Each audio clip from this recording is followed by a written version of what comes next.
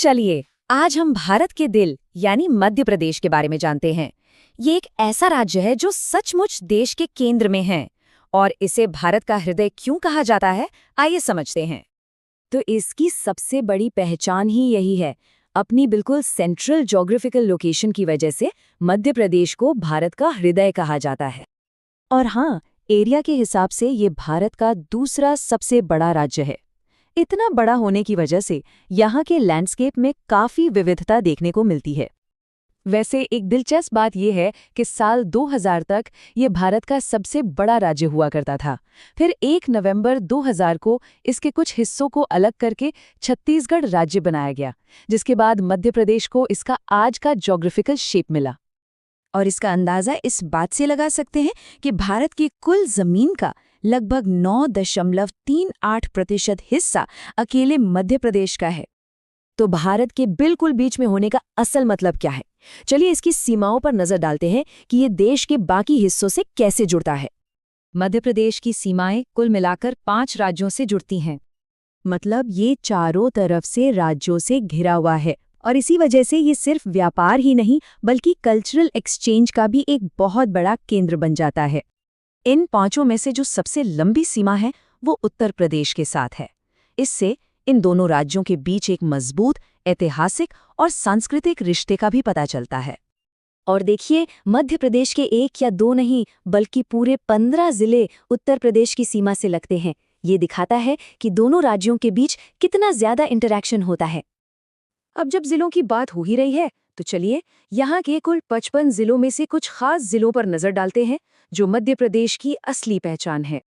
जब भी भारत की खनिज संपदा की बात होती है तो एक सवाल जहन में जरूर आता है कि भाई हीरे कहाँ मिलते हैं? तो इसका जवाब है पन्ना जिला। जी हाँ, पूरे भारत में हीरे की एकमात्र एक्टिव खदानें यहीं पर हैं। अब ये देखिए, राज्य के अंदर ही कितनी वैरायटी है। अगर क्षेत्रफल की बात करें तो सबसे बड़ा जिला है छिंदवाड़ा और सबसे छोटा है निवाड़ी। वहीं जनसंख्या के मामले में इंदौर सबसे आगे है और हरदा सबसे छोटा। लेकिन मध्य प्रदेश सिर्फ आंकड़ों में नहीं बसता, इसका असली दिल तो इसकी कल्चरल हब्स में धड़कता है, जैसे कि उज्जैन का महाकालेश्वर मंदिर, छतरपुर के विश्व प्रसिद्ध खजुराहो मंदिर और ग्वालियर का शानदार किला।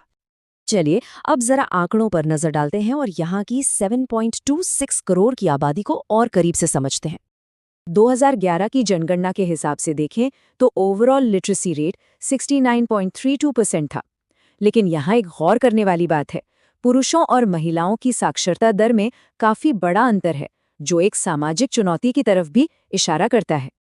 ये टेबल राज्य के अंदर की विविधता को साफ साफ दिखाती है। जैसे एक तरफ बालाघाट है जहां लिंगानुपात 10:1 है, तो दूसरी तरफ भिंड में ये सिर्फ 837 है।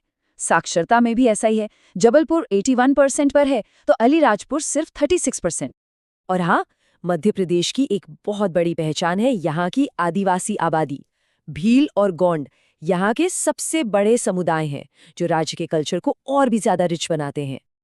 और आखिर में चलिए बात करते हैं उन सिंबल्स की जो मध्य प्रदेश की अपनी एक अलग पहचान बनाते हैं। तो यहाँ का राजकीय पशु है बारहसिंगा, जिसे स्वैम्प डियर भी कहते हैं। खासकर कान्हा नेशनल पार्क में इसे बचाने के जो प्रयास हुए हैं वो काफी सफल रहे हैं। राजकीय पक्षी है दूधराज, जिसे इंडियन पैराडाइज फ्लाईकैचर भी कहते हैं। अपनी लंबी खूबसूरत पूंछ की वजह से ये देखने में बहुत शानदार लगता है। इसके अलावा राजकीय वृक्ष है बरगद का पेड़, राजकीय मछली है महाशीर और राज्य की आधिकारिक भाषा है हिंदी। अब अगर यहाँ के पॉलिटिकल स्ट्रक्चर की बात करें तो विधानसभा में 230 सीटें हैं और नेशनल लेवल पर भी इसका काफी महत्व है, क्योंकि यहाँ से लोकसभा के लिए 29 और राज्यसभा के लिए 11 सदस्य चुने जाते हैं। तो अपनी सेंट्रल लोकेशन, डाइवर्स पॉपुलेशन और इतनी रिच हिस्ट्री के साथ मध्य प्रदेश सचमुच में भारत का एक छोटा रूप है।